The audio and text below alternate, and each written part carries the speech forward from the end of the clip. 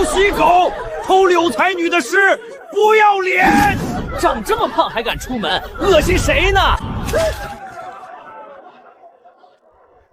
我手怎么肥得跟猪蹄一样？不对，这手不是我的。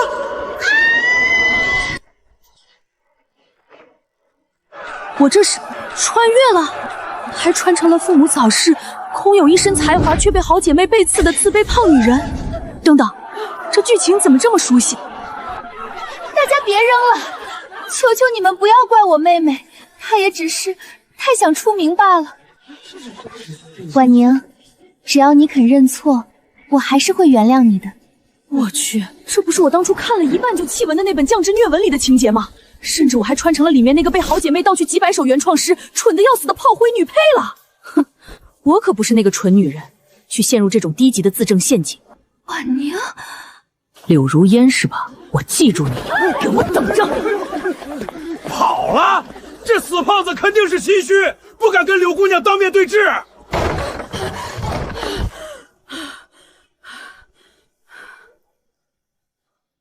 我堂堂一个文科博士，怎么能如此肥胖？我要减肥，我要惊艳所有人！好苦啊！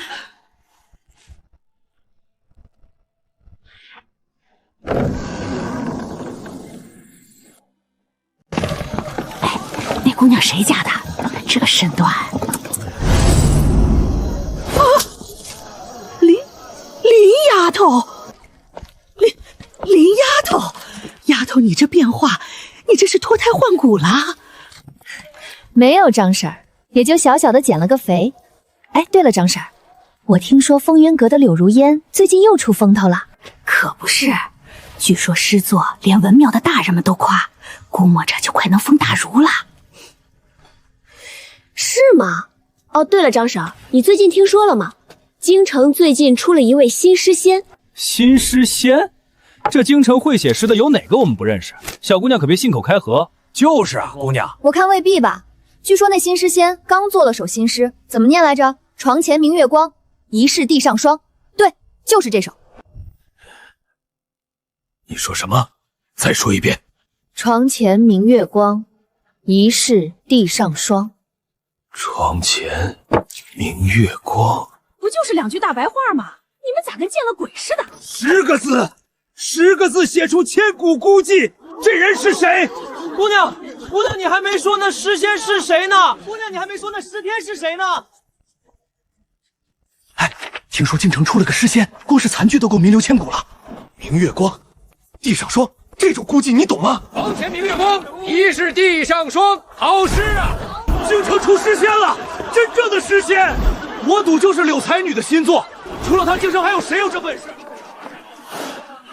等人尽皆知的时候，柳如烟，我看你记不记？床前明月光，疑是地上霜。这两句诗你怎么看？属下不懂诗，10个字，无一生僻，无一典故，却写尽了千古客居之孤寂，真令人好奇后面两句是什么。此人不是只会吟风弄月的酸儒，这是治世之才。殿下是想飞马微服出宫，这样的诗仙，本宫要亲自找。小姐不好了！慌慌张张的，成何体统？外面都在传一首残诗，只2句就惊艳全城了。什么残诗？就这个。床前明月光，疑是地上霜。这2句诗的水平之高，连我都写不出来。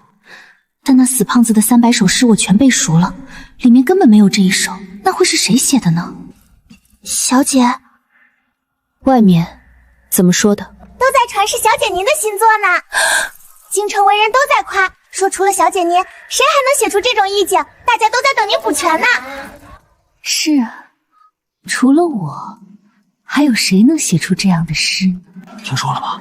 床前明月光那句是柳才女写的。真的？还得是柳才女啊？柳才女写的。柳如烟，你还真是谁的诗都敢抄啊？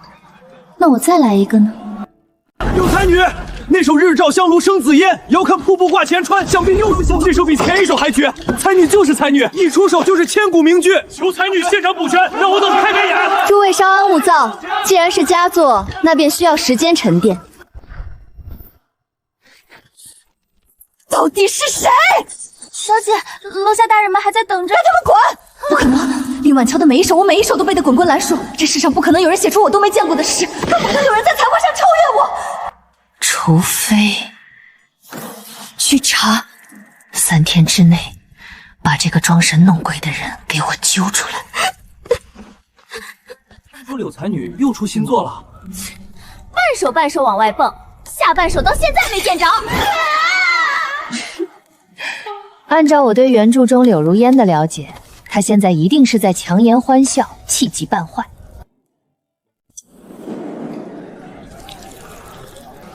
上面说了，专盯能写诗的，有可疑的立刻报。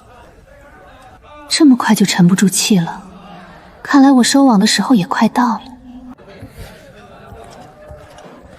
掌柜的，结账。3钱。不好意思啊，我没带钱。姑娘吃霸王餐，这姑娘胆子不小，敢在西街赖账。我可没说赖账，我用诗抵。诗？你当你是柳才女？这京城能用诗抵账的，除了她也找不出第二个。就是，你算哪根葱？写2句打油诗就想免单？笔借一下。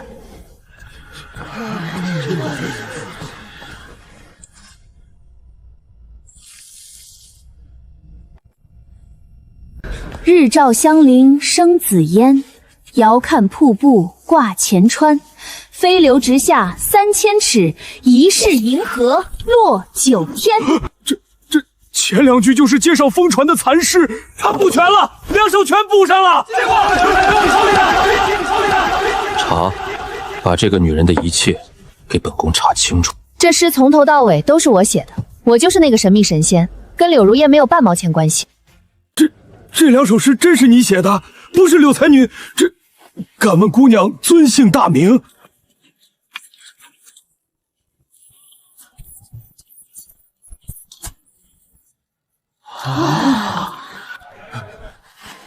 林婉宁，那个抄了柳才女300首诗的胖女人，怎么可能是她？她以前不是长得跟个肥猪一样吗？快去报柳小姐！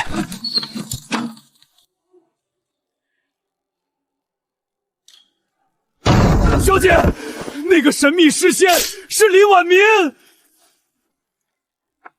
你说什么？不可能，300首我背的一字不差，绝没有这2首。柳才女，外面都在传新诗仙另有其人，这到底有意思？1年不见，我的好妹妹又出来兴风作浪，带上人跟我去酒楼，好好会会她。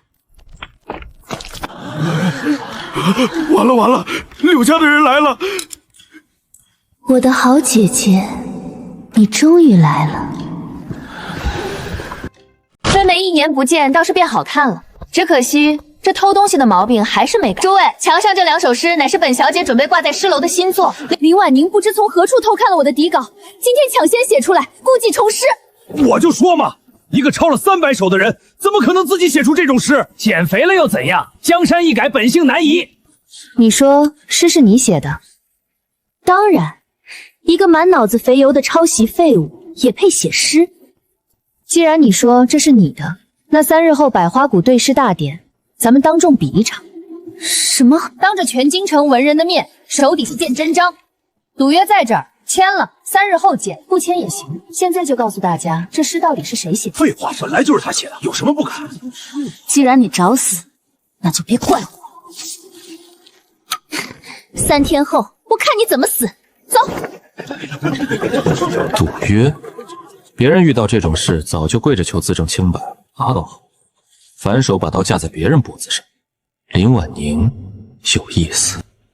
第1回合，10息之内以柳字为题作诗，书于宣纸之上。妹妹，今天过后，京城不会再有人记得你的名字。春风拂岸柳丝柔，漫雨轻烟绕碧洲。柳才女，柳才女。不愧是天下第一才女啊！对战工整，动情结合，好诗啊！诗是好诗，但字里行间却没半点柳如烟的脂粉气。殿下的意思是？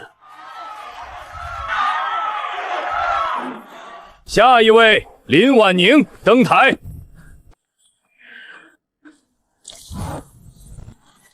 果然动了手脚。干什么呢？写不出来就滚下去！心虚了吧？果然是抄袭狗！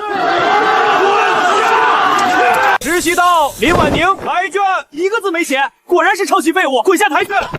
妹妹，早知今日，何必当初呢？认个错，姐姐不会为难你的。这局我认输，不过3局2胜，还剩2局，急什么？那张纸不对劲，想办法把纸取到手，让我查清楚。第2局对联攻防，双方轮为出队，对方10休内对出下联或10或怼当步不攻者判负。2周并行，鲁肃不如番快。谐音暗指鲁肃樊哙，文武双关，这怎么对8音齐奏，狄青难比萧何。狄青对鲁肃，萧何对樊哙，绝了！轮到我出了。望江楼，望江流，望江楼上望江流，江楼千古，江流千古。音乐景，音乐影，音乐景中音乐影，乐景万年，乐影万年。柳才女这好像有点勉强，不过倒也是能对得上。第2局双方不分伯仲，并列平手。第3局决胜局，以诗词量，一炷香内作诗多者获胜。我先来，论诗词量，就等着被我踩在脚下吧。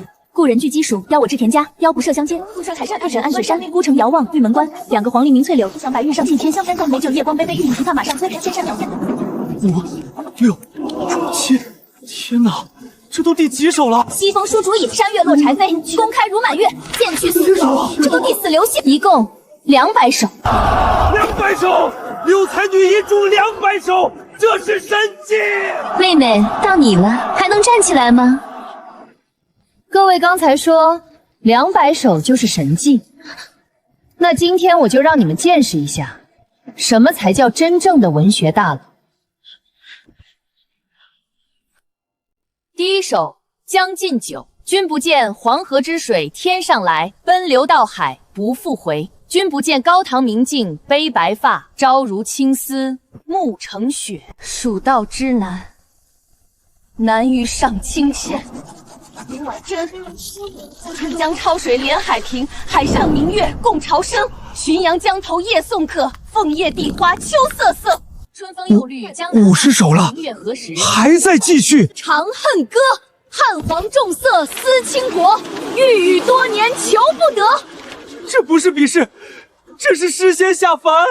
正好500首，谁还要数？一炷香的时间，500首，句句堪称千古流传。有生之年竟然能见到500首千古绝句，怎么会？找到了，殿下，纸果然有问题。是。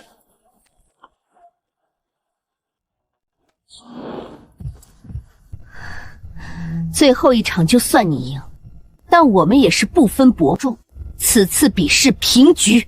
宣布吧，我柳如烟并没有输。等一下。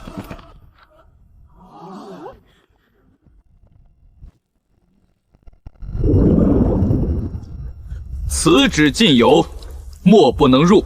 首局林婉宁非不能写，是柳如烟作弊陷害。有纸，原来第1局是假的。那之前的诗，莫非全是林婉宁写的？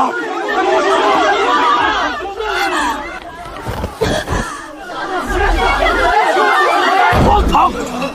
一个抄袭惯犯，1年之中外貌目变，才华暴增，这等逆天之事，岂是人力可为？此女必是妖邪附体，窃取文运，欺君罔上。禁卫军听令，将此妖女当场格杀。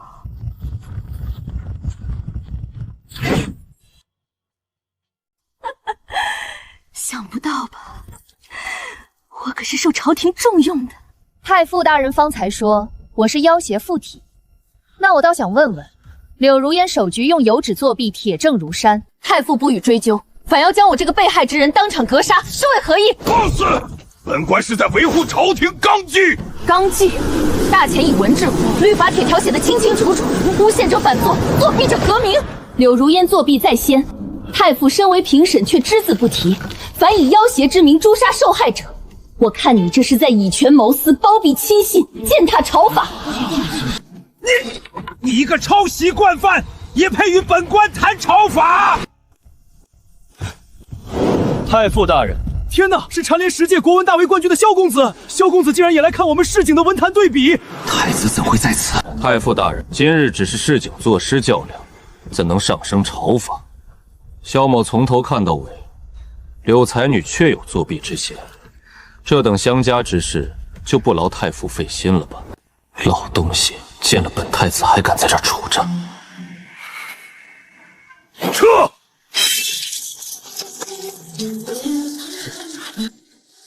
谢萧公子。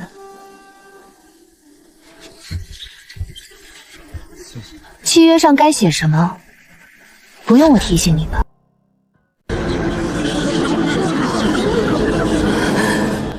柳如烟承认盗窃抄袭林婉宁失踪。骗子！窃贼！我已经认了，可以走了吧？要不你睁眼睛好好看看契约上写的什么。败者需当众承认盗窃抄袭。还有呢？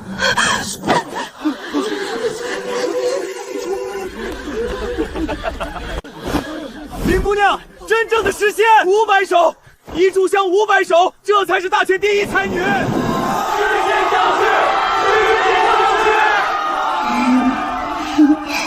多亏了白哥、杜哥。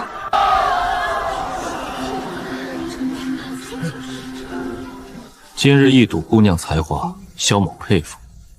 不知姑娘可有兴趣加入卓文堂？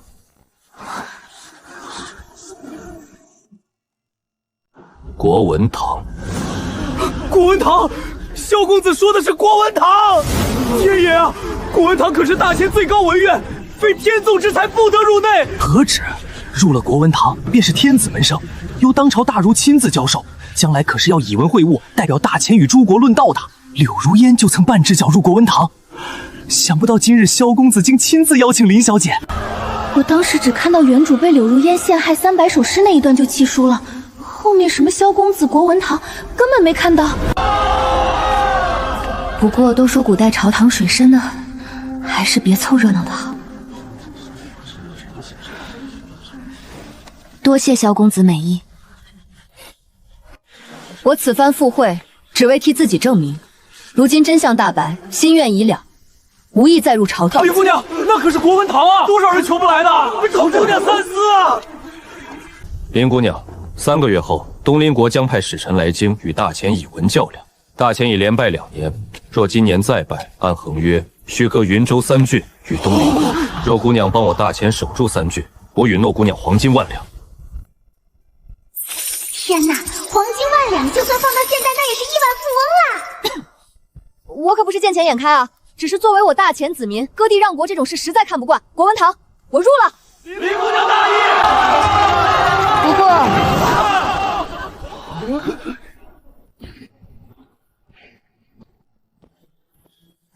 你一介国文堂学子，是怎么拿得出1万两黄金？萧公子，1万两黄金可不是小数目，你一个国文堂学生，上哪儿弄这么多钱？3个字，我不信。这1万两黄金啊，朝中大臣估计也拿不出来吧？我也觉得悬，萧公子怕是在画饼吧？那林姑娘想怎样？简单，白纸黑字，签字画押，今欠林婉玲黄金1万两整，以此为据，不得赖账。签。他让萧公子写欠条，有则蝉联10届国文大比冠军，何曾被人这样对待过？我若签了，你就信？签了再说。王成，取我私印来。是，殿下。是殿下。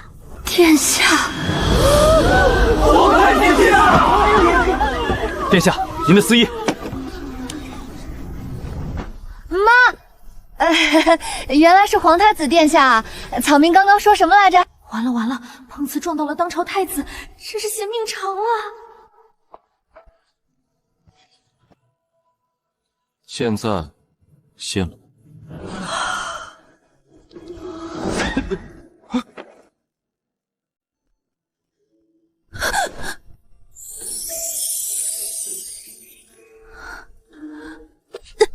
好痛！天爷，这是真的，这么多金条！林姑娘亲启，100两黄金加一座京中宅院，先算作一部分定金。3日后我们国文堂见。萧景恒。没想到这太子还挺讲信用。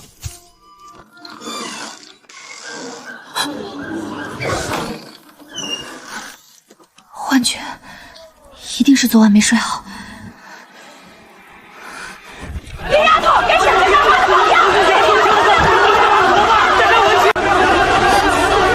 别急，排好队，一个个来。都听见了没？排好队！林丫头说了，一个个来。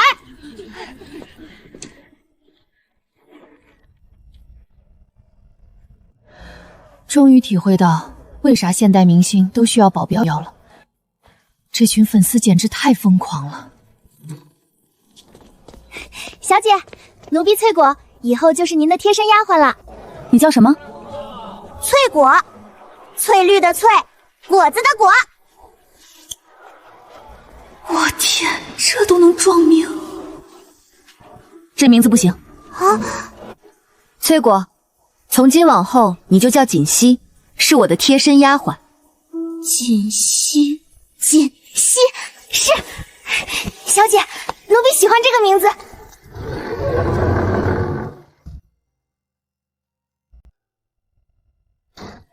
小姐，不好了！又怎么了？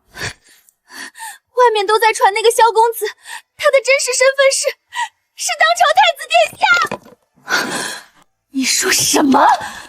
萧景恒就是太子，而且他还邀请林婉宁入国文堂，说只要林婉宁在3月后赢了东兰国的文氏，便封金万两。凭什么？我在风雨阁苦熬3年，讨好无良上下那帮老东西，才换来半只脚踏进国文堂的门槛。他林婉欣一个死肥猪，凭什么？去，给我办件事。小姐吩咐，将林婉晨近1年高产500首千古诗词视为抄袭隐士大能之所的谣言散播出去。我可不信那死肥猪能在这短短1年之内达到诗仙水平，一定是抄的。奴婢这就去办。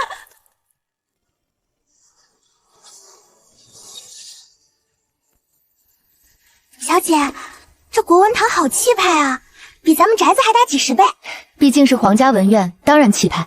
走进去看看。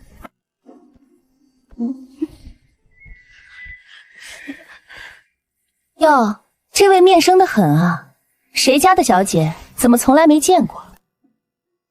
我们国文堂什么时候连抄袭的学子都收了？林姑娘是吧？听说你在百花谷一炷香背了500首千古年句，把柳如烟压得抬不起头来，好厉害啊！咋嘞？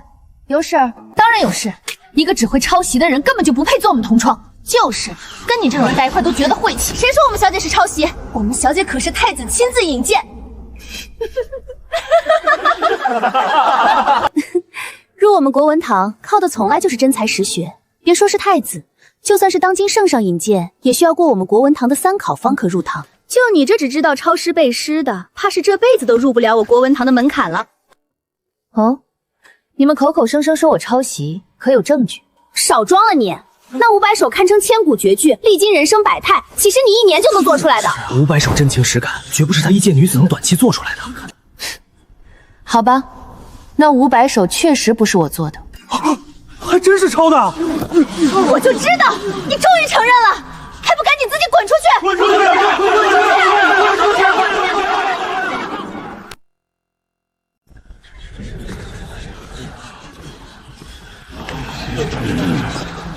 怎么回事？林婉柔，你完了！院长，林婉宁亲口承认抄袭大儒巨作，此等行径需赶出我国文堂，终生不得入。就是这种人就应该邮件示众。对，我们都听见了，老夫听说过你，百花谷一炷香500首，句句千古绝作，那些诗篇写尽人生百态、家国沧桑，断不会是你一个黄毛丫头做得出来的。即便是太子引荐，自行离去吧，莫等老夫命人赶你。我说我是抄的，那你们知道抄的谁的吗？敢问院长，如此千古绝句，在我背出来之前，你可听说过一句？林婉宁，你少颠倒是非，抄了就是抄了。哦，你说我抄了哪位大儒？还有你这位小姐，你来说，日照香炉生紫烟出自哪本诗集？诸位呢？在场哪一位能指得出我抄袭的原作？哪一首都行，只要你能说出原作者的名字，我现在立刻退出国文堂，永无踏入。院长，这么多千古名句，在场竟无一人知晓原作是谁。你们句句说我抄袭，那这抄袭之名又从何而来？国文堂以文取士，凭的是真才实学。我500首诗摆在这里，无人能证伪，却人人能定罪，这就是国文堂的门风。说的好像有道理，连听没见过那些诗。是啊，要真是抄的，怎么连原作者都找不出来？好，个个不出真伪，那便用国文堂规矩来证明。文考、才考、新考，今日你就当着众人的面把这第一考过了，老夫便准你入国文堂。来人，备卷，老朽亲自出题。院长亲自出题，林婉宁就等着被赶出国文堂吧。叫院长亲自出题，连太子未必答得出来啊！看来这个假师皇要出局了。老夫此话无题无拔。林姑娘既然自恃诗才，便请1炷香之内找出此画中暗藏的10首诗。若诗中有一字与画不合，便请自行离去，休再提入国文堂之事。天哪，10首诗，我就只能看到1首，连我就只能看到5首。他一个没受到高等教育的，怕是连3个首看不出来吧？这老头的画倒确实有几分功底，只不过在王维面前还是差了点技思。好了，开始吧。第一首：空山新雨后，天气晚来秋，明月松间照，清泉石上流。第二首：竹喧归浣女，莲动下渔舟，随意春芳歇，王孙自可留。横看成岭侧成峰，远近高低各不同。不识庐山真面目，只缘身在此山中。朝辞白帝彩云间，千里江陵一日还。两岸猿声啼不住，轻舟已过万重山。第11首。林姑娘，你说还有第11首？自然。胡说八道！院长亲自出的题，怎么可能还有11首？就是啊，出题人都说只有10首了，怎么不可能？第11首：空山不见人，但闻人响。返景入深林，复照青苔上。空山不见人，但闻人语响。千古绝唱，千古绝唱啊！好一句空山不见人，但闻人云雨响，几字便将佳景道出。我果然没看错人。参见太子殿下。殿下谬赞。林姑娘，皇上召见，你可愿随我入宫？臣女领命。林姑娘，老夫有眼不识泰山，特向姑娘赔罪，以姑娘大才当入文庙。大可不必哈，改日有空我再给你抄几篇诗。姑娘当真？这有啥？书库可有5万多首呢。林姑娘方才所说5万书库可是真的？当然，真做出来5万都不止。萧某佩服。父皇此次召你入宫，是为御前考核。今年邻国大比新规，只有朝廷文盲人员才能报名。这算是难度增加了。姑娘若觉得难，萧某逼你。安啦，论文比我林婉宁还未曾怕过。可文庙那群老家伙，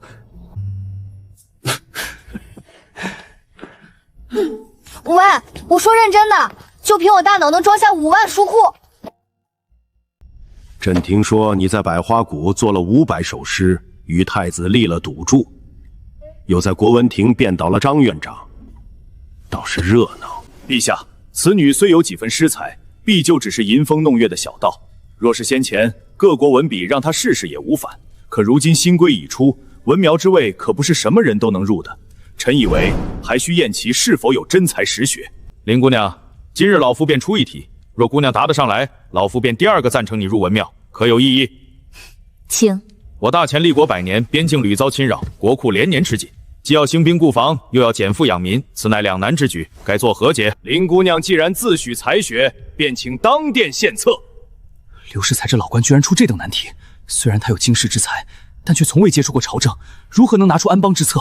朕也想知道，林婉莹，你可有良策？真好意思啊，这边防与民生的难题，几百万字都论不完，这哪是在考我，分明是想我当场出丑。不过还好我读过范仲淹的《岳阳楼记》。臣女确有良策。庆历4年春，滕子京谪守巴梁郡，越明年政通人和，百废具兴。他倒背起了文章。与官夫巴梁胜状，在洞梯一湖，衔远山吞长江，浩浩汤汤，横无际亚。前人之述备矣，然则北通巫峡，南极潇湘，迁客骚人多会于此，览物之情，得容易乎？若夫淫雨霏霏，连日浊浪通胖。景随景生，情景交融。嗟夫！与常求古人人之心，不以物喜，不以己悲。居庙堂之高则忧其民，处江湖之远则忧其君。是进亦忧，退亦忧，然则何时而乐耶？其必曰：先天下之忧而忧，后天下之乐而忽乎？好，好，先天下为忧而忧，后天下之乐而乐。朕登基20年，听过无数策论，却从没有一个人告诉朕当以此为训。朕瞧林姑娘这短短数言，抵得过你们半辈子的奏章。臣等心服口服。此文格局之宏大，意境之高远，非圣人不能为。圣人出世啊！传朕旨意，册封林婉宁为天下第一才女，入座文庙。谢陛下隆恩。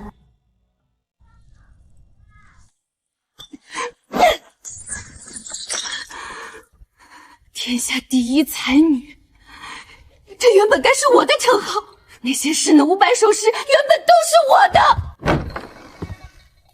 你闹够了没有？太傅大人是来看我笑话的。看你笑话，老夫没那个闲心。东戎文坛近来屡屡在边境挑衅，嘲讽我朝文脉已断。陛下已命人拟旨，两国文战势在必行。文战与我何干？我现在连风雨沟的门都出不了。老夫原本已布局多时，打算举荐你为国战代表，领大前文坛应战邻国。届时论功行赏，不仅你能名满天下，老夫在朝中也能顺势再进一步。可如今全被那个宁林婉成搅。他不过背了500首诗而已，你以为他还能再背500首？若有机会让我再与他正面对决，我不信他还能赢。你急什么？他现在风头正盛，陛下与太子都对他轻言有加，此时动他，等于自寻死路。那太傅的意思是，就让他继续得意。哼，朝中看不惯他的人不止你我，真当文庙中的那群老东西是吃素的。你只需要等待时机，到时候你自然会站回属于你的位置。林婉宁，我会让你站得越高，摔得越疼。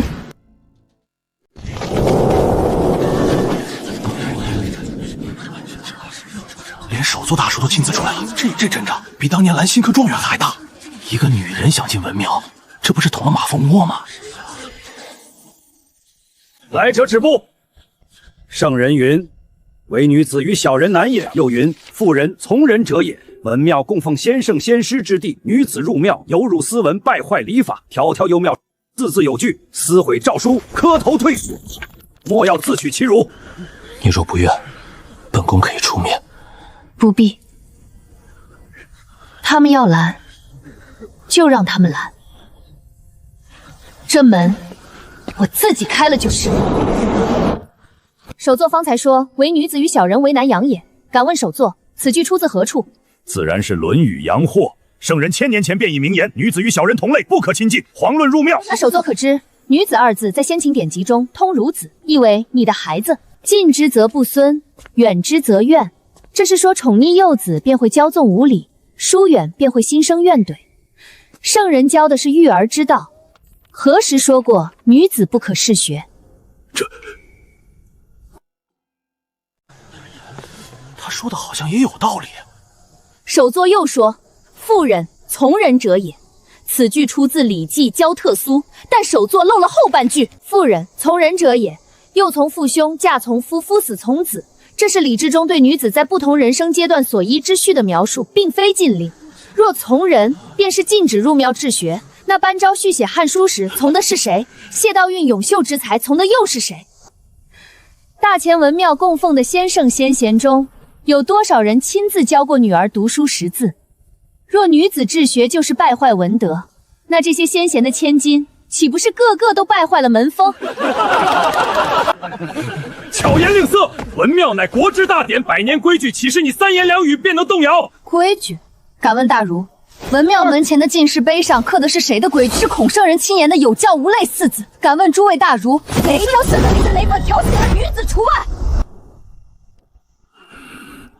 说得好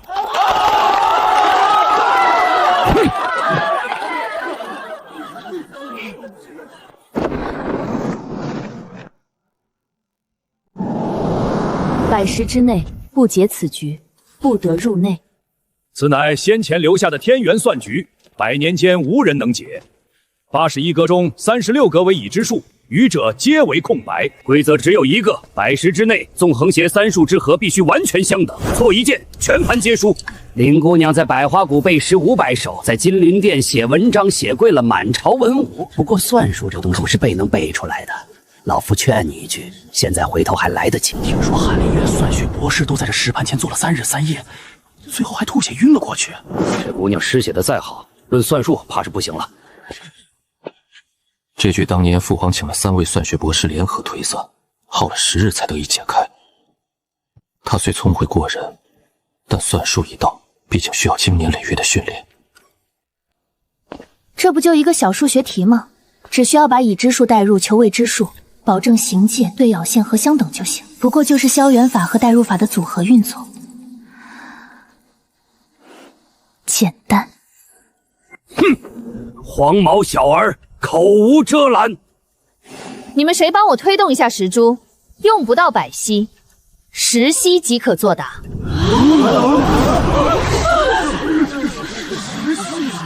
此算术，就连我朝算学博士都难以解开。姑娘怕不是说大话闪了舌头？老夫等下就看你怎么输！来人，给林小子推石柱！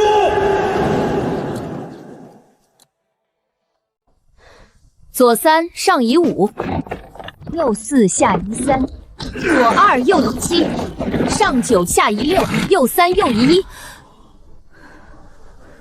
下3上移5，右2下移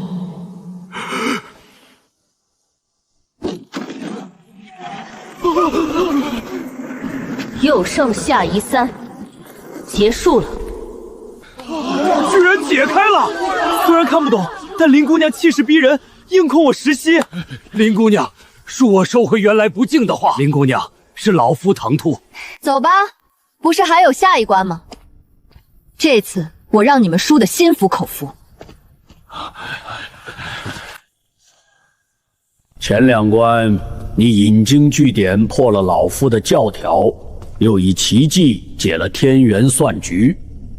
老夫承认你确有几分聪慧，但治学与治国是2回事。文章写得再好，算术解得再快，终究是小道。想入文庙，还需是治国之才。这一关，老夫要考你的是正道。请首座赐教。老夫的这第一问听好了：文治天下，当以大儒为尊，还是以愚民为本？此问无解，天下能答此问者尚未出生。好一个两难死局，不管选哪个，都会掉进这群老豆灯预设的坑里。说以愚民为本，等于挑战皇权合法性；说以大儒为尊，等于承认士大夫特权阶层凌驾于国家之上，同样是死罪。怕是答不出来了，可惜了这么一个算术天才，却无辱入我文明的机缘。答不出便答不出，女子谈正道本就是免。民为贵，社稷次之，君为轻。什么？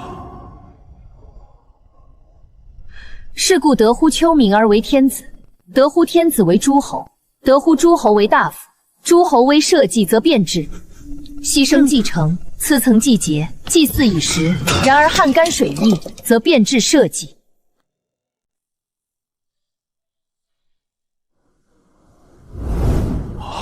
民为贵，社稷次之，君为轻。先圣在上，百年钟鸣，非大德大才者不能引发。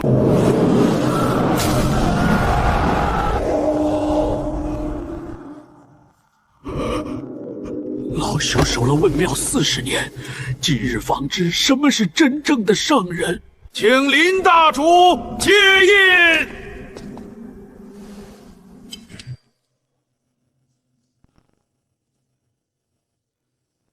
本宫看上的女人，果然没错。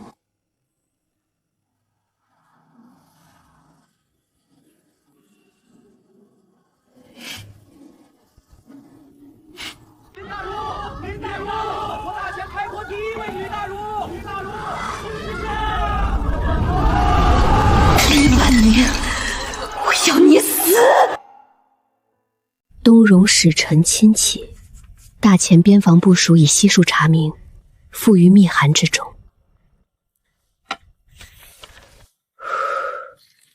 落款：林婉宁。这位是刘秉章刘大人，你有什么计策可以跟刘大人说？我与他同窗10余年，他的笔笔我早已烂熟于心。笔记确实天衣无缝，不过林婉宁从未去过边境，他怎么泄露边防部署？刘大人，朝堂上定罪什么时候需要逻辑了？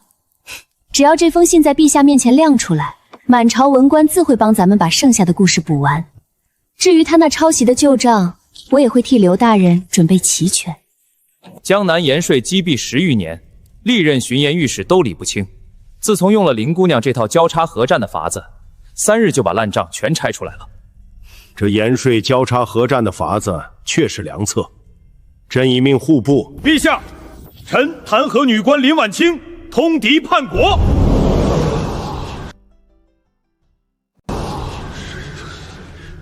又来了。哦，可有实证？此乃林婉宁与东戎使臣往来的密信，笔迹清晰，内容详尽。他将我大前方防部署、国库收支、朝堂人事悉数泄露给了敌国。陛下可还记得，林婉宁当年就是因抄袭柳如烟300首诗作而臭名昭著。一个连诗都要偷的人，品行本就有亏，如今不过是故技重施，偷我大前的机密卖给敌国。臣复议。此女入文庙不过数月，便提出诸多新政，分明是借理政之名刺探朝政。怪不他1年之内便能背出500首诗，哪有人有这等天赋？定是东戎事先提供，让他以此博取陛下信任。禁卫军，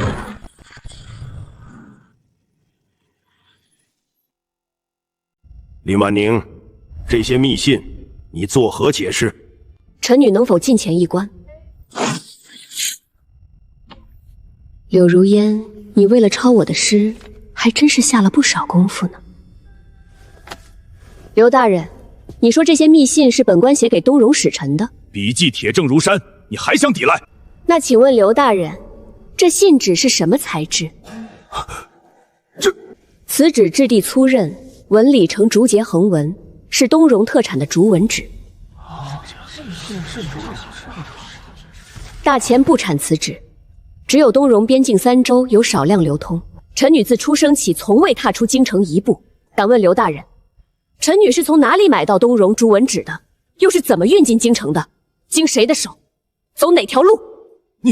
你定是托人代购。好，那请刘大人查出那个替本官买纸的人。户部对跨境货物管控森严，每一批东戎竹纹纸入关都有记录可查。查到了，本官甘愿伏法。就算纸的来历有待查证，你泄露的边防部署总不是假的。密信中提到的凉州换防时间、兵力调配，若非朝中重臣，谁能知晓？刘大人，你怕不是没看过户部去年的敌报？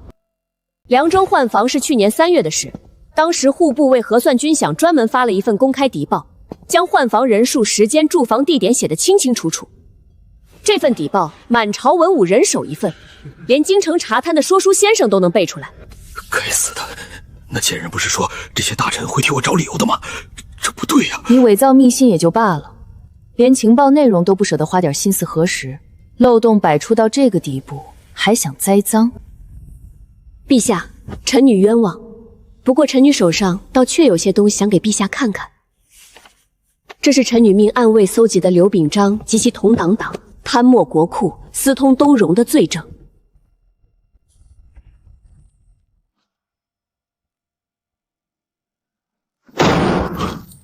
刘秉章，你自己看。大人，刘秉章府中书房的往来信件已全部取出，所有与风瑶阁相关的都在这里。告诉风瑶阁，这几日不必再送信了，等这把火烧完，本座自会去见他。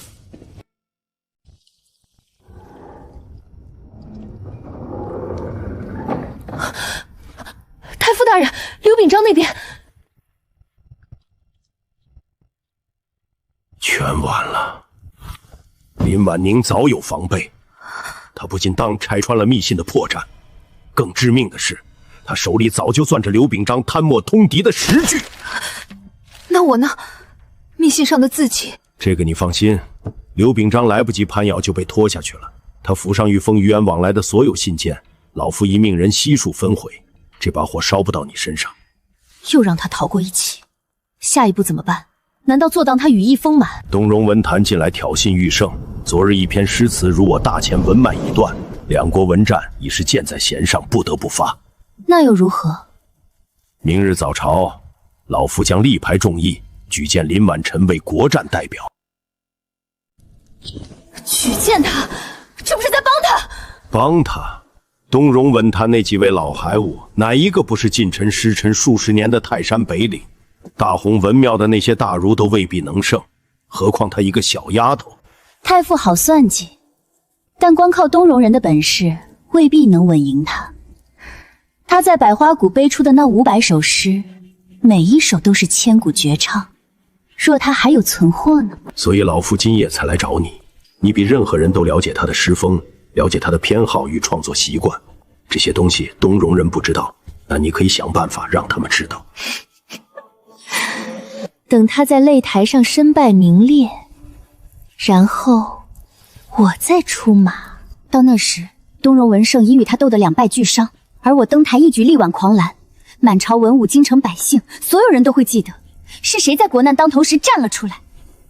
到那时，谁还记得他林婉宁？国战首场，大前文庙大儒周崇文对东荣先锋才子贺连瑞，以山河为题，不限诗体，以意境高下定胜负。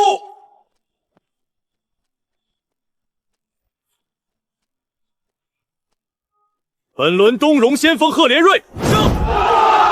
不可能，老夫进京世道40载，就会罢给一个后生。大前文庙大儒孙伯涵对东荣先锋贺连瑞，贺连瑞胜。大前文庙大儒刘瑞明对东荣先锋贺连瑞，贺连瑞再胜。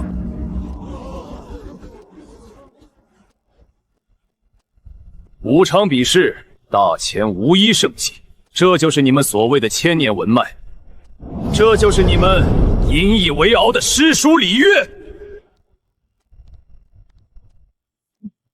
按战前约定，败者割让边境3州，幽州、凉州、并州为东荣所有。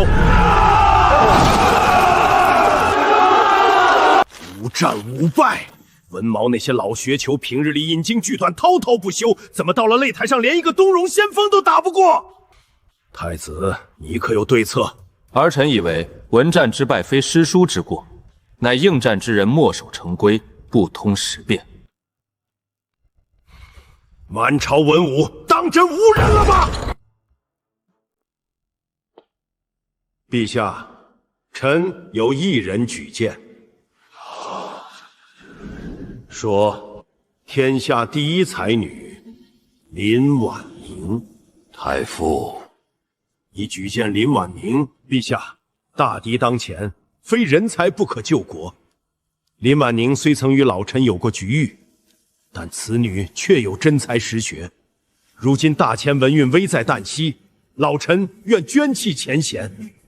林婉宁，太傅举荐你为国战代表，你可愿接？臣女接战。这是暗卫截获的。太傅近日多次密会柳如烟，有不明信件从风夏府送出，经由太傅的人转手，去向不明。但我估计极可能是东荣。你若不愿，现在还来得及，本宫可以另推他人。不必。太傅举荐你绝非善意，近日那几位大儒的下场你都看到了，他只是想把你往火坑里推。他推他的，我打我的，能不能赢，他说了可不算。切，你还笑得出来？殿下，我敢出战，自然有我的底气。那柳如烟自认为对我了如指掌，不过我可不会按着他们的规则走。殿下，你且看好就行。暗卫已全部到位，若擂台上有任何异动，本宫的人会立马冲上去保护你。东荣首战先锋贺连瑞，前日几场，贵国大儒连我的战神父都接不住。今日我倒要看看大前还有是谁能上台。你大前连输5场，今日规则由我东荣来定，命题便是金戈铁马，不限尸体，以杀伐祭胜者为尊。听说贵国出了个女诗仙，小姑娘，战场上的金戈铁马不是闺房里的风花雪月，若是不敢接，现在认输还来得及。闺房里写不出金戈铁马，那你可知真正的杀意从来不止在战场上。轻甩长云暗雪山，孤城遥望玉门关。黄沙百战穿金甲，不破楼兰终不还。什么？黄沙百战穿金甲，老子在凉州守了20年天关，就是这句话。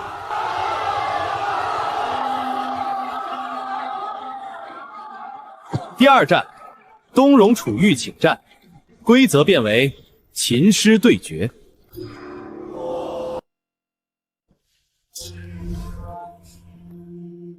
此战规则，双方以琴韵鸣题，随琴声赋诗，但有一个限制：全诗见用大前历史典故，不可提尧舜禹汤，不可引春秋战国，不可用任何前朝旧事。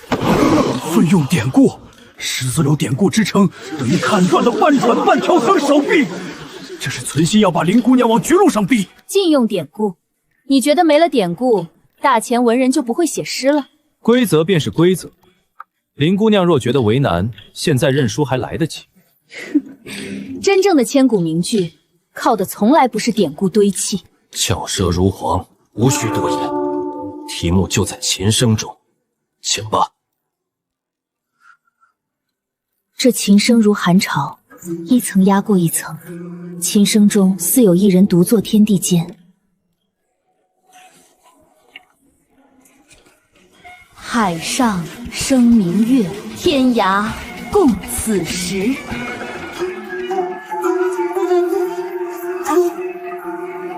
情人怨遥夜，竟夕起相思。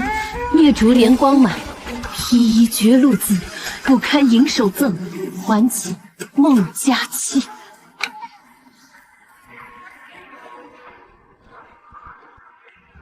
今日之后，楚某此生不再弹琴。我的琴配不上这样的诗。老夫公孙述，接下去这一战便由老夫来。这幅图上有13处打乱的地界，请林姑娘猜一猜，分别对应大前哪13处尸体？老匹夫，你该死！若猜不出也无妨，只需当众说一句：大前山河不过如此。欺人太甚！老东西，你不仁就别怪我不义了。此为幽州，此为并州，此为凉州，此为雍州，此为青州，此为徐州，此为兖州，此为豫州，此为凉州。你的谜题不过如此，你的格局也就只够盯着那几块地盘算来算去了。接下去就让我来告诉你，什么叫真正的山河？豫章故郡，洪都新府，星分翼阵，地接横林。金三江而带五湖，控蛮荆而引瓯越。物华天宝，龙光射牛斗之墟。人杰地灵，许汝下陈蕃之榻。落霞与孤鹜齐飞，秋水共长天一色。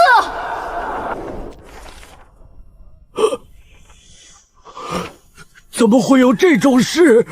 这不可能！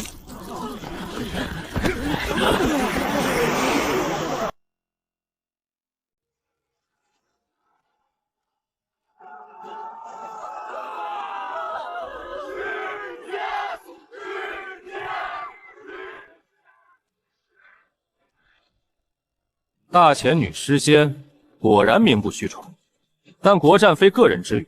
既然林姑娘才华盖世，想必不惧以一敌多吧？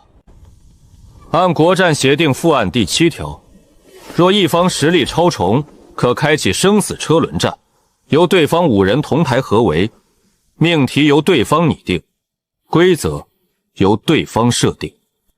林姑娘若胜，我东荣签字退兵；若败，大前再割让边境3州，外加岁贡10万。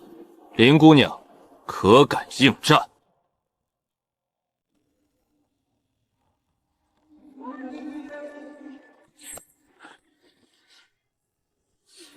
？5对1，这还是比试吗？这根本就是围杀呀！生死车轮战规则如下：东荣5才子同台合围，各出1名题。林婉宁需在同一炷香内，针对5名题同时作诗5首，不可偏废，不可代笔。超时或任意名题未完成，大前直接判负。我不同意！我大前文运怎能交于一女子身上？我大前此时已经是进退艰难的地步了，你就别添油加醋了。林姑娘，你可应战？可以啊，不过什么？这赌注不够大呀，下的主食是没意思。你说什么？额迪娘哎，这赌注还不够大，林诗仙还想怎么赌？赌注太小，不如我们加大赌注。我若胜你们7人，东荣不仅退兵，并归还之前赢我大前的所有土地，外加岁贡10万。之前的土地都是你们输给我们东荣的，休想要回来！林姑娘想凭一举就赢我东荣先前好几年的资产，不知你大前能拿出什么让我等轻易的赌注？大前最富饶的西方水乡，不知东荣可感兴趣？本宫以储君之位为注，林婉辞若败，本宫自请削去太子之位，永不入朝，外加我大前西方水乡，不知各位可敢应战？有魄力，我喜欢。我东荣应下了。取圣旨来，请吧，如今的大前太子。先前我早已得知林婉宁的做事思路，这次大前就等着俯首称臣吧。第1命题：风，不现尸体，但诗中不可见风字。第2命题：花，不现尸体，但诗中不可见花。第3命题：不现尸体，但诗中不见雪字。4、5命题：月，不现尸体，但诗中不见月字。第5命题：国，不现尸体，但诗中不见国字。这如何作答？风花雪月国倒是有点意思，不过写风花雪月的名烟，我脑中可不少啊。解落3秋叶，能开2月花。过江千尺浪，入竹万竿斜。枝间新绿一重重，小蕾深藏数点红。爱惜花心莫倾吐，且教桃李闹春风。且教桃李闹春风。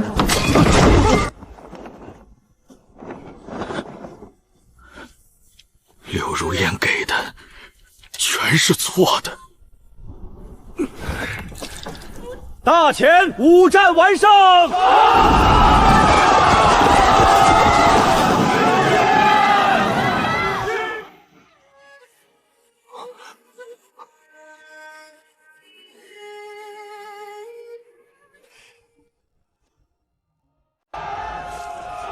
多谢贵国替我保管这份证据，放心，我会好好用的。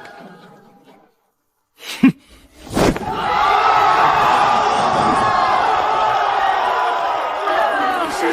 师仙，替我大钱收复尸体，是我大钱的恩人。我在此全程盯梢，从风崖到东荣驻地，7封密信一封不漏，加上你刚才从擂台上捡回来的那张，共8封，这都是柳如烟在软禁期间通过太傅的人送出的。为了封我，他把我的底牌列得比我自己都清楚。可惜，他知道的那些，都是我让他知道的。哼！陛下，国战期间，儿臣命暗卫全程监察东荣使团动向，截获风元阁软禁罪女柳如烟与东荣使臣往来密信共8封。柳如烟在软禁期间，将林婉成诗风偏好常用意象，创作起习惯悉数泄露给敌国使臣，意图借东荣之手，在国战擂台上置大前国战代表于死地。每一封都有柳如烟亲笔签名及私印，每一封都经由太傅府上递出，证据确凿，铁证如山。陛下，老臣万万想不到柳如烟此女竟丧心放狂至此。柳如烟辜负圣恩，私通敌国，此等败类，请陛下即刻下旨，将其当殿处斩，以正国法。老臣与她虽有过往来，皆是奉旨监管软禁事宜。此女包藏祸心，老臣耻与为伍。切割的可真快。传柳如烟上殿。太傅大人，好巧啊，你也在跪着。柳如烟，太子承你8招通敌密信、笔记私印俱在，你可知罪？知罪。但陛下为何不问？罪女一个被软禁在丰修园的废人，没有守灵，连门都出不了，是怎么把密信送出宫的？又是怎么与东荣使臣搭上线的？陛下，此女疯了，她自知死罪难逃，便胡乱攀咬。太傅大人，你府上还留着送给东荣使臣的礼单吧？我不过是太傅大人手里的一枚棋子罢了。这是太傅最后一道手令，命我在国战期间将所有情报汇送东荣使团，字迹私印，请陛下当殿比对。陛下，老臣为官40载，忠心耿耿，岂会做正事？此女分明是狗急断肠。我狗急快强，昨夜你派人来灭口，若非暗卫及时赶到，我已是一具吊在凤阁的尸首。一派胡言，全是疯话。太傅不必再装了，本宫的人盯了你整整1年，等的就是今天。这就是朕的太傅。来，禁卫军，夺取太傅官袍朝珠，押入天牢，与逆党刘秉阳同等待审。柳如烟，你不得好死！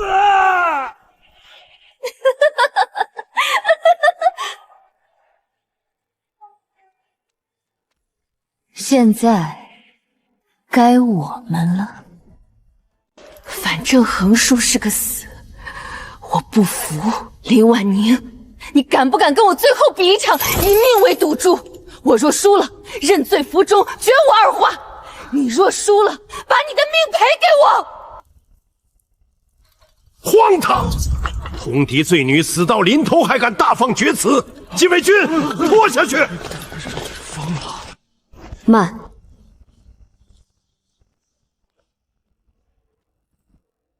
既然如此，那就让你死个明白。陛下，请准臣女与他做最后一笔，有些我们之间的恩怨也该了结了。准。好，笔法很简单。哼，我这里还有最后几首诗，从未问世。不过呢，他们都只有上半首。你说我的诗都是抄的你的，那下半首你一定知道吧？诸位大人都听到了，他说这些诗是他写的，那就请他当场补全。若补得出，我认罪；若补不出，他便是欺君，用别人的诗冒充自己的才华，骗了陛下，骗了太子，骗了全天下。这若真是残篇，确实无法证明。上半首谁都可以背，下半首若是没写过，谁也补不出来。是啊，他若补不出这天下第一才女的名头，怕是……红藕香残玉定秋，轻解罗纱，独上兰舟。你说这诗是你写的，下半首你一定知道吧？真是可怜又可笑。花自飘零水自流，一种相思，两处闲愁。此情无计可消除，台下眉头，却上心头。仙云弄巧，飞星传恨，银汉调摇暗度，柔情似水，佳期如梦，忍惯鹊桥回路。两情若是久长时，又岂在朝朝暮暮？东风夜放花千树，更吹落星如云。众里寻他千百度，蓦然回首，那人却在灯火阑珊处。昨夜星辰昨夜风，画楼西畔桂堂东。身无彩凤双飞翼，心有灵犀一点通。锦瑟无端50弦，一弦一柱思华年。庄生晓梦迷蝴蝶，望帝春心托杜鹃。妙，实在是妙啊！每一首诗补完，意境都比上半首拔高数倍，格局更是豁然开朗，完美，太完美了！不愧是我大前诗仙。庭院深深深几许，杨柳堆烟，帘幕无重数。泪眼问花花不语，乱红飞过秋千去。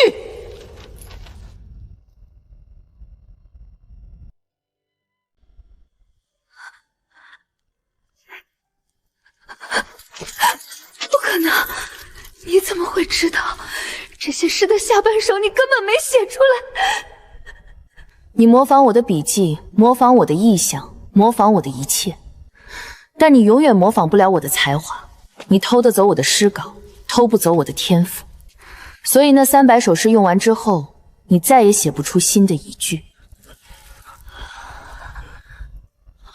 我输了，我输了，但我输了又如何？你赢了吗？你以为你赢了吗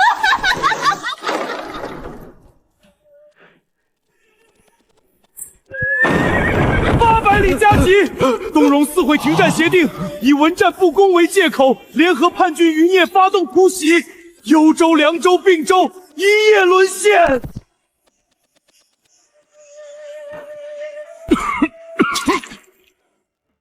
陛下，东戎30万铁骑3日内可抵京城，大前兵力不及，粮草不足，臣以为当遣使议和，割地赔款可徐徐图之，总好过兵临城下。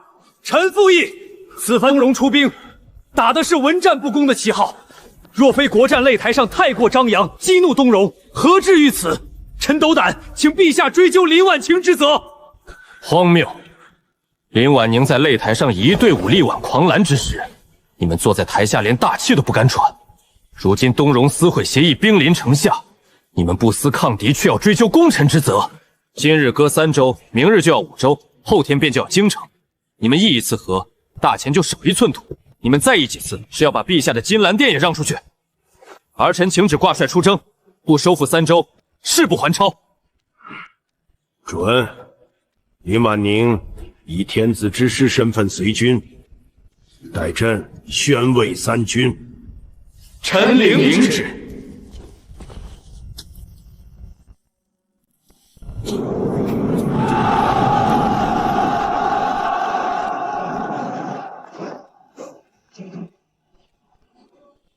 这就是古代打了败仗的士气：疲惫、不甘、恐惧、隐忍，任谁经历了心里都不好受。也难怪古人能做出那惊天地的诗篇。秦时明月汉时关，万里长征人未还。但使龙城飞将在，不教胡马度阴山。但热龙城飞将在，失天！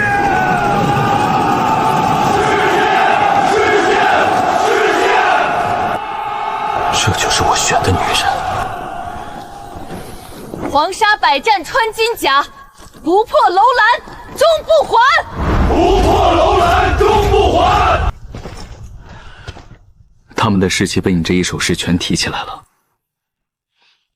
将士们也需要鼓舞。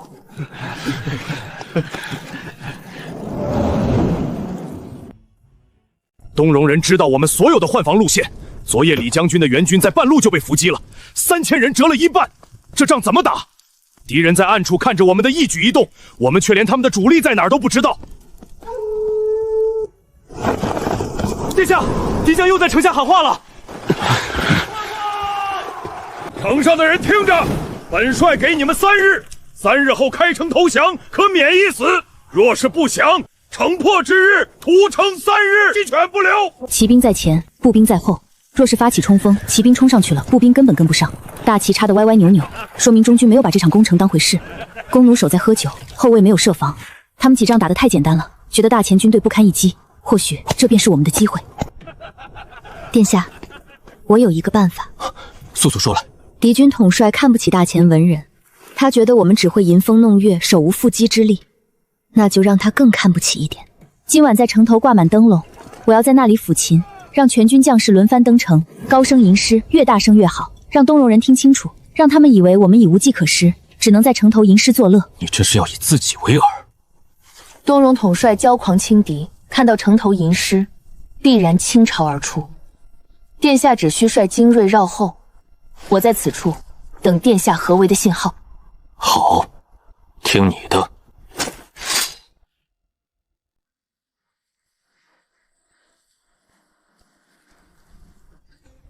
床前明月光，疑是地上霜。黄沙百战穿金甲，不破楼兰终不还。报，大前人在城头吟诗，还挂了满城的红灯笼，像过年一样。他们困在城里，连粮草都快断了，还有心思吟诗作乐。这个大前诗仙，看来是来给他的将士们唱挽歌的。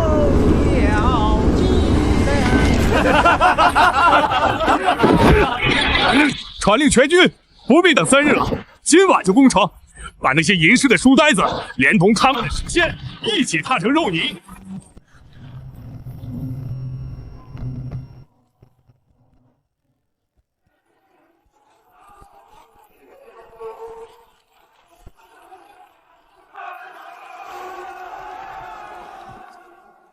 来了就别想走了。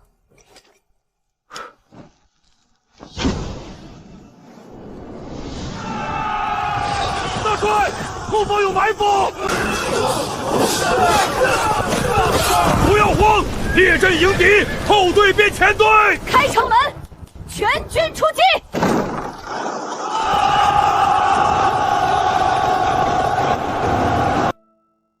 怒发冲冠，潇潇雨歇，抬望翼，抬望眼，仰天长啸，壮怀激烈。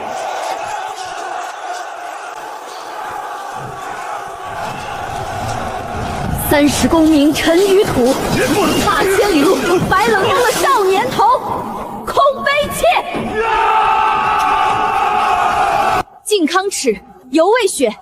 陈子恨，何时灭？驾长车，踏破汉狼山雀。壮志饥餐胡虏肉，笑谈可饮匈奴血。待从头，收拾旧河，朝天敬。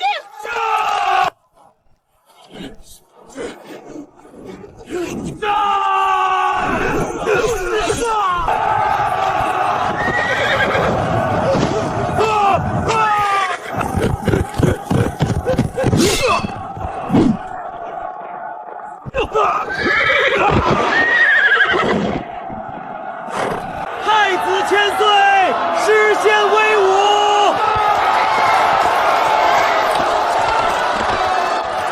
待从头，收拾旧山河，朝天阙。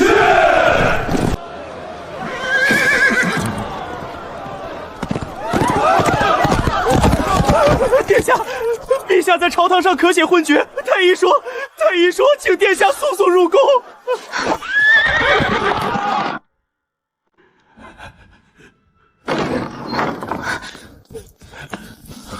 父皇，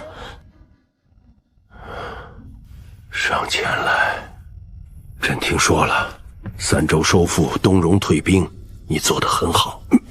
时日无多了，你在战场的决断，在朝堂上的担当，朕都看在眼里。这江山交给你，朕放心。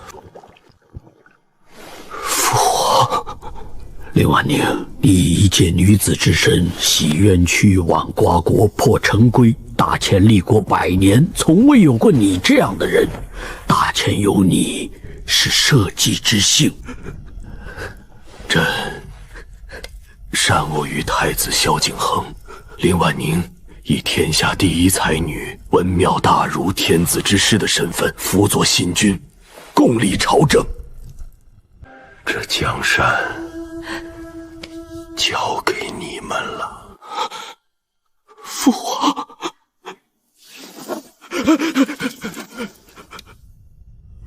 陛下驾崩！天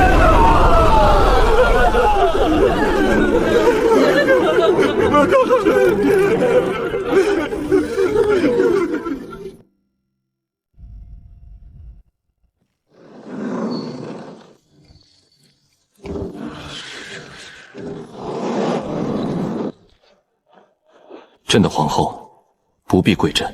朕的皇后亦是朕的军师，大前的师仙，这第一道圣旨便由她来发出，请。从今日起，大前废女子不得入文庙之旧规，开女子科举，广纳天下才女，凡有才学者，不论男女，皆可入仕报国。陛下万岁万岁万岁万万岁！皇后千岁千岁千岁！你大概从未想过会有今天吧？你曾因肥胖被嘲笑，因抄袭被唾骂，写了300首诗被尽数偷走。今天我站在这里，替你告诉所有人：女子可以写诗，可以为官，亦可执掌江山。休言女子非鹦鹉，夜夜龙泉必上鸣。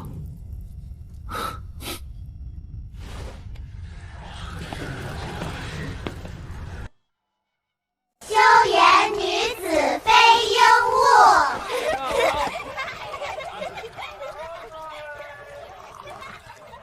改的倒是不错，比我预想的还要精彩。不过嘛，故事还没写完。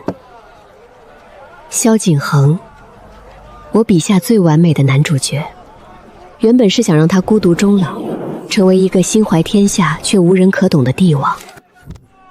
没想到林婉宁把他养得这么好，懂得尊重女人，懂得并肩作战，懂得在朝堂上说朕的皇后不必跪朕。这么优秀的陛下，是我创造出来的，所以我来回收了。